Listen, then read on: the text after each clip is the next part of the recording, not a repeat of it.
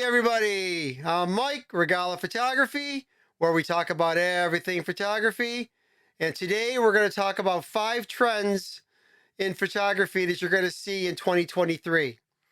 Now, every year we have different trends that come out for photography, different looks, different styles, different technology, all sorts of stuff every year. Well, this year, or 2023, is going to be no exception.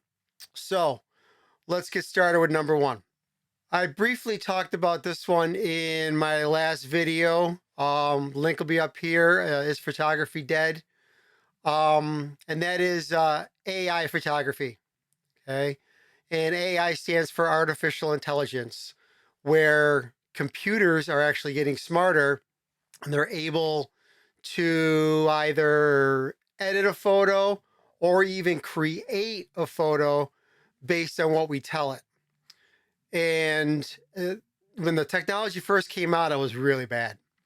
But I tell you, this past year, um, AI has been remarkable. Remarkable. It's actually scary as a upcoming photographer on whether or not I'm still going to be able to do photography. I mean, I still think a real photographer is definitely the best thing.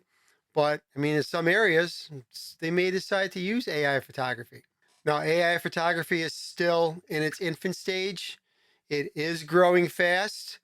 Um, I know, like last 2 years or so, photo editing apps like Photoshop and Luminar AI, as well as Luminar Neo, have added features where you just click a button and it will edit your photo, and you can either have it edit the whole photo or just certain parts of the photo. And when it first came out, it was very, very gimmicky. For instance, if you took a portrait and you had a small aperture where you didn't have any background blur, like Luminar AI had a feature where it could detect your subject and it would put the background blur behind the subject. And it looked very cheesy. Same thing with the iPhone and some of your other phone cameras. They had the portrait mode, and it will put that blur in the background. Well, this past year, that technology has gotten a lot better, and the blur looks pretty close to what you would get from a real camera at, say, like an f2 or even an f like 1.5, even that large of an aperture. Also, another new feature, and I actually just found this one out this year, but it's been out for a while. But there are websites out there that you could type in a description of the photo you want, and it will create that photo, and it'll give you a bunch of different choices. And then what you could do is you could tweak what it gave you. So let's just say I said I would like um, a, f- uh, a race car in the desert. Okay. And it came up with the photos. But then I'm like, you know what? A race car in the desert during sunset. And then it would change the photos around to where it's a race car in the desert during sunset. And I tell you, they're getting more and more realistic. It's still not there yet. Right now they look more like paintings or illustrations. But I tell you, it's going in the direction of real photos. And pretty soon, you're going to start seeing photos created by computers that the only input given was the description of what the photo is supposed to be.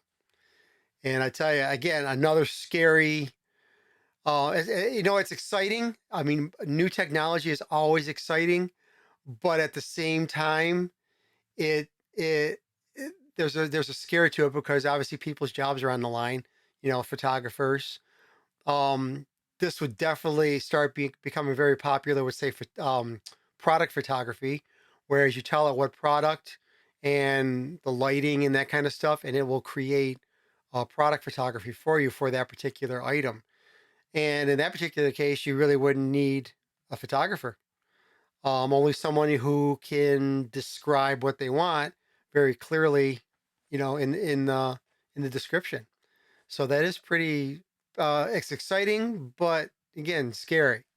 All right, number two, mobile photography is definitely going to be trending even more. Now, mobile photography has been trending for a couple years now, and it's going to continue.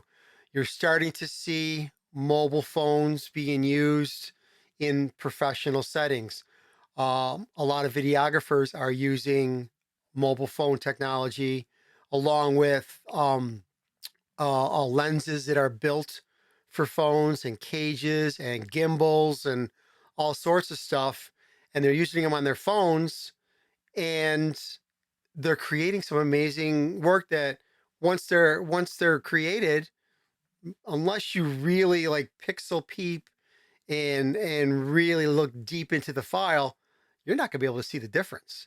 I mean, these videos get posted online. When you look on YouTube, I mean, a really good quality YouTube video, you can't tell the difference between that and something that was created that you might see at the theater.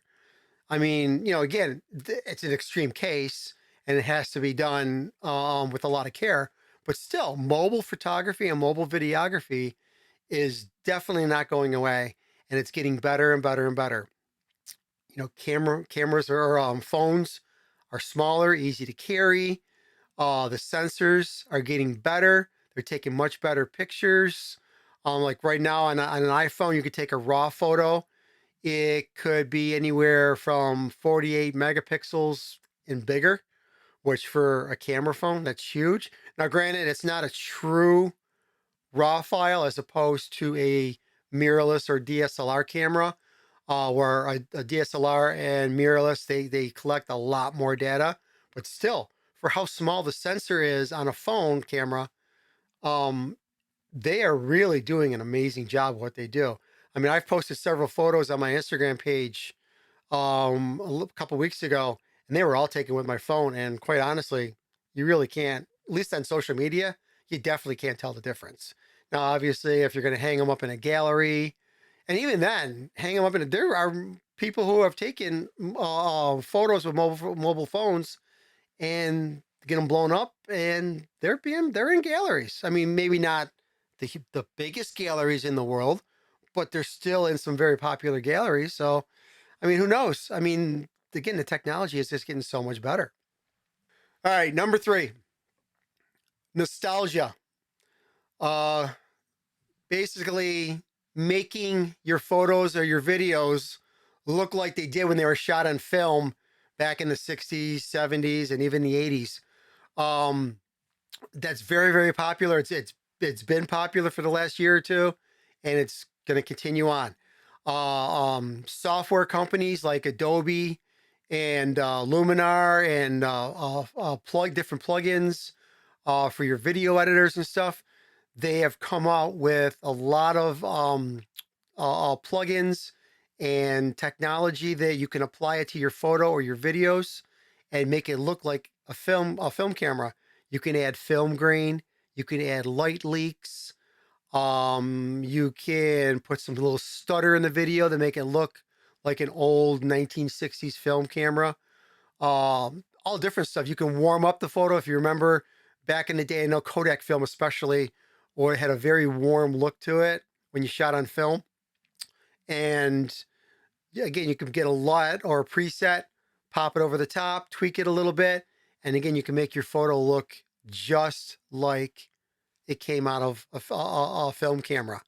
If you think about digital photography, your photos, you could tell that they're very, very digital because they're extremely sharp. I mean, especially video. If you see a video that is extremely sharp with no motion blur, it was probably shot on a phone by an amateur. Okay. Usually in that case, you would add what's called an ND filter on the front, and that'll help you to create some motion blur. So that way it'll blur the lines between a regular camera and a phone camera. And again, just making your photos or your videos look like they came from an old film camera is amazing. Authentic photography. Now, this one, when I was doing my research, I was kind of thinking like, what do they mean by authentic photography? I mean, your photos are real. As long as they're not um, overly tweaked on Photoshop or in an editor or whatever, they are authentic. But that's really not the case. A lot of professional photos, they take the model, they might make them a little thinner. They edit the skin to make the skin look smoother. They might get some blemishes. They might edit them out. All different stuff on the computer where the person pretty much becomes a person that they're not. And it's been trending in the last year or so on TV commercials. And you're starting to see more and more models post pictures of themselves on their social media page, like without makeup, unedited photos. You're seeing photos of famous people, say, being posted after they had a baby, or maybe after the holidays when they put on some weight, or when they're not actually working and they put on some extra pounds, whatever. You're seeing it more and more being posted on social media. And it's because, a lot of young people are seeing photos online and they see these perfect people. And they think like, well, I can never look like that. And the thing is, even the people they're looking at don't look like that. It's all been done on the computer. So, um, it's really causing some self-esteem issues with younger people. And when they look on social media and they see all these perfect people, their suicides have gone up because of it, and all sorts of stuff. So also health problems with losing weight and all that, anorexia, bulimia, uh, all because they're seeing these photos. Well, the trend is now going towards seeing real people, a lot less makeup, and um, heavier people, or even thinner people that that don't go with what was popular, back a couple years ago. And you're going to start seeing more and more of that in social media, on TV, in the magazines, etc. So being authentic is going to be trendy, which you think you would be be authentic anyway, but now being authentic is actually going to be a trend in 2023. If you liked my video, please subscribe, click that like button and ring that bell. Also, in my description, you'll see links to my other social media pages. If you can head on over to those and follow me on there, that'd be great. I do post different things on there than I do over here on YouTube. Also, this will be the last video for 2022. I won't see you again on YouTube until 2023. So, happy holidays, Merry Christmas, Happy New Year, and we'll see you next year. Take care.